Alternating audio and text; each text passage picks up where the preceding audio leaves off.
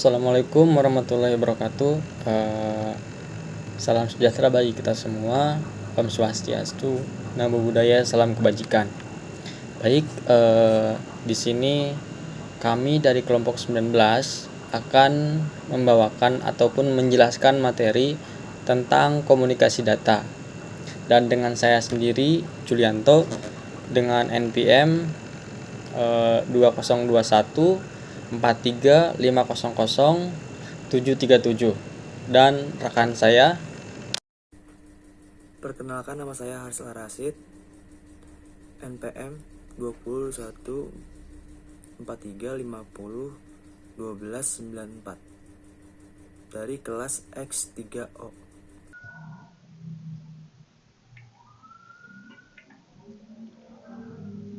Outline dari materi kali ini adalah yang pertama yaitu pengenalan komunikasi data, yang kedua jenis komunikasi data, yang ketiga komponen komunikasi data, yang keempat sistem komunikasi data, yang kelima transmisi data atau mode transmisi, yang keenam contoh komunikasi data. Yang ketujuh, tujuan dan manfaat komunikasi data. Oke, kita langsung ke yang pertama yaitu pengenalan komunikasi data. Apa itu komunikasi data?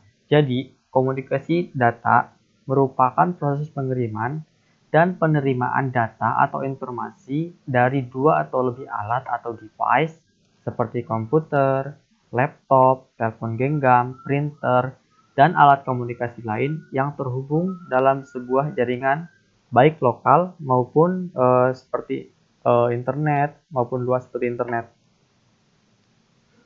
Nah, pada dasarnya komunikasi data merupakan proses pengiriman informasi di antara dua titik menggunakan kode biner melewati saluran transmisi dan peralatan switching. Bisa antara komputer dan komputer dengan terminal atau komputer dengan peralatan atau peralatan dengan peralatan. Nah, pengertian dari komunikasi data juga yaitu transmisi data elektronik melalui beberapa media seperti kabel koaksial, fiber optik, dan sebagainya. Lalu yang kedua yaitu jenis komunikasi data. Jenis komunikasi data terbagi menjadi dua. Yang pertama yaitu komunikasi data melalui infrastruktur terestrial. Jenis komunikasi data ini dapat dilakukan menggunakan media kabel dan nirkabel sebagai aksesnya sehingga membutuhkan biaya yang tinggi untuk membangun infrastruktur jenis ini. Yang kedua adalah komunikasi data melalui satelit. Jenis komunikasi data ini dapat dilakukan dengan menggunakan satelit sebagai aksesnya. Biasanya, bila wilayah yang dicakup akses satelit lebih luas dan mampu menjangkau lokasi yang tidak memungkinkan dibangunnya infrastruktur terestrial. Namun, membutuhkan waktu yang lama untuk berlangsungnya proses komunikasi. Lalu, yang ketiga yaitu komponen komunikasi data. Untuk komponen komunikasi data yang pertama yaitu sumber atau source, yang mana komponen yang membangkitkan data atau informasi yang akan ditransmisikan dapat berupa alat input pada komputer, contoh telepon, komputer, dan lain-lain. Yang kedua adalah pengirim atau transmitter, alat yang berfungsi untuk memproses data yang berasal dari sumber untuk disalurkan ke sistem transmisi. Lalu yang ketiga dari komponen komunikasi data yaitu sistem transmisi, jalur yang menghubungkan sistem sumber dengan tujuan medianya menggunakan wireless. Penerima atau receiver. Nah, alat komunikasi data, komponen komunikasi data berikutnya yaitu penerima atau receiver. Untuk alat untuk menerima sinyal dari transmisi dan memprosesnya untuk dijadikan informasi. Nah, itu merupakan dari fungsi dari receiver ataupun penerima. Yang kelima yaitu tujuan atau destination. komponen berikutnya yang berfungsi sebagai penerima informasi yang telah dikirimkan oleh receiver dan diubah menjadi informasi yang sama saat dikirimkan. Oke. Berikut adalah alur komponen komunikasi data.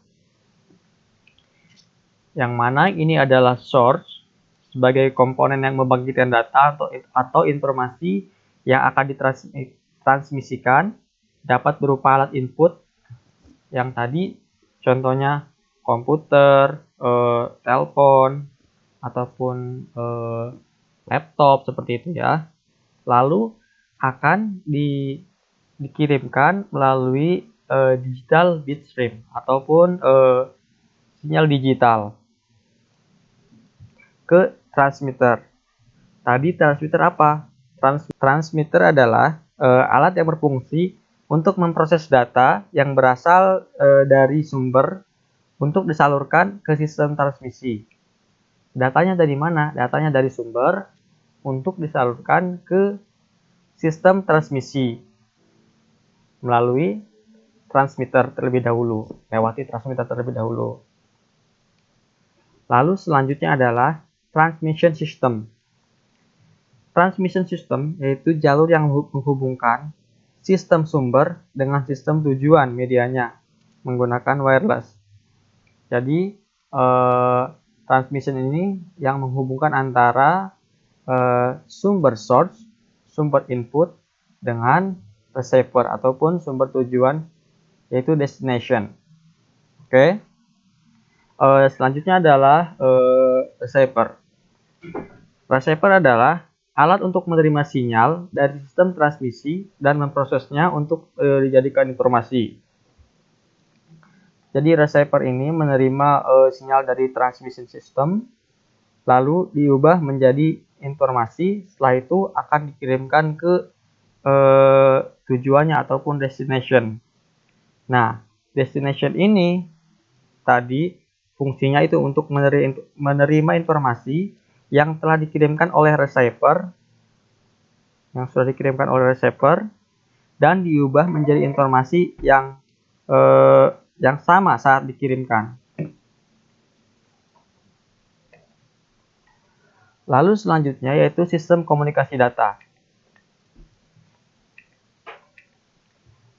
Sistem komunikasi data, titik ke titik ataupun point-to-point communication, yaitu informasi dari sumber hanya ditujukan kepada satu poin penerima, contoh telepon, fax, telegram, dan lain-lain. Nah, sistem komunikasi yang kedua adalah titik ke beberapa penerima ataupun multi communication. Informasi dari sumber ditujukan kepada beberapa poin penerima. Contoh, jaringan dengan switch. Contohnya seperti itu. Lalu yang ketiga adalah sistem komunikasi data yang menyebar ataupun broadcasting communication. Yaitu informasi yang diberikan sumber dapat diterima oleh poin yang terhubung tanpa terkecuali. Contoh, televisi broadcast dan juga radio broadcast. Lalu yang kelima adalah transmisi mode ataupun mode transmisi.